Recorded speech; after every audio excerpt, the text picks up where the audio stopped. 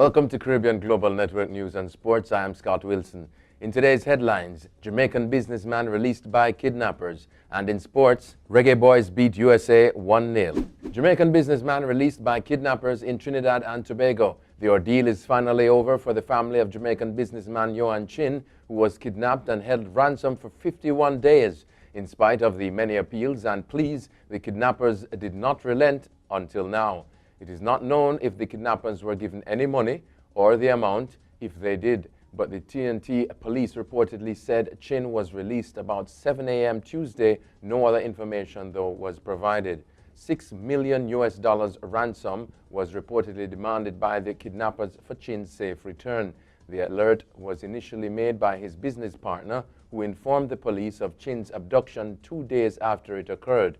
Chin's family, who reportedly own a chain of businesses in Jamaica and Canada, made an appeal for his safe return last month via newspaper advertisements. Pregnant woman beaten seeks $1 million compensation. A pregnant woman who was reportedly attacked on a roadway and beaten by the father of her child is requesting $1 million in compensation.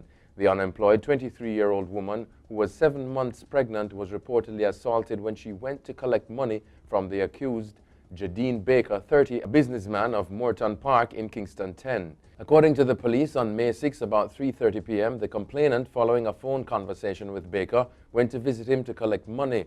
It was reported that while she was walking in Moreton Park, a car drove up beside her and stopped. The driver of the car then wound down one of the windows, and she reportedly saw Baker, who beckoned to her to come inside. The complainant went and sat in the front seat of the car, and while there was allegedly attacked by Baker, who punched and hit her all over her body, causing excruciating pain.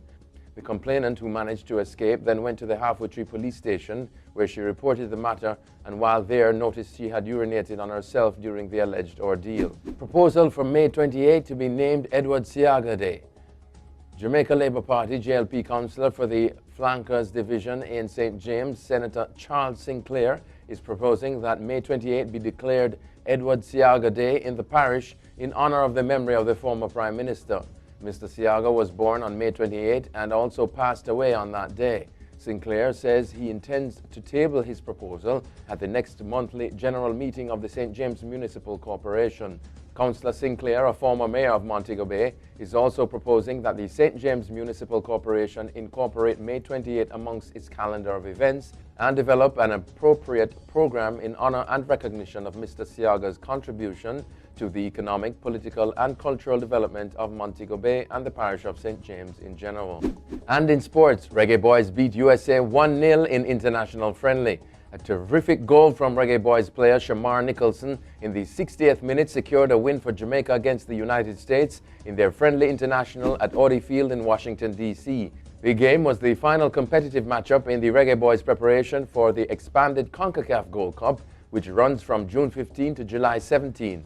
The win will be a big confidence booster for the boys as they now turn their attention to the Gold Cup. The tournament has moved from 12 to 16 teams, but more importantly, members of the association in Central America and the Caribbean will host matches for the first time. Jamaica, ranked 56th by FIFA, will host a Group C doubleheader at the National Stadium on June 17, where they face Honduras, while El Salvador face Curacao.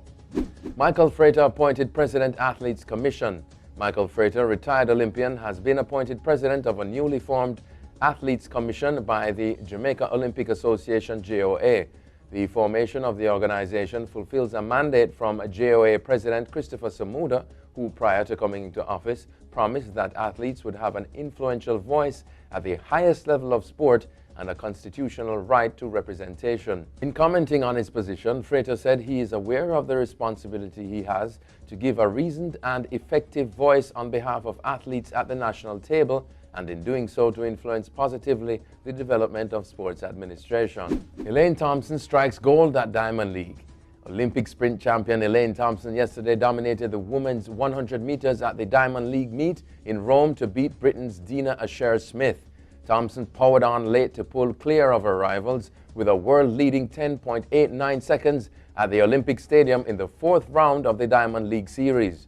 Asher-Smith crossed second in 10.94 seconds, with American Alea Hobbs, winner in Shanghai, third in 11.12 seconds. Thompson, the Olympic champion in the 100 and 200 meter, had been stunned by Asher Smith over the same distance in Stockholm last week, with the Briton also winning in Doha in May. That's it for your CGN News and Sports. I'm Scott Wilson. Pleasant viewing.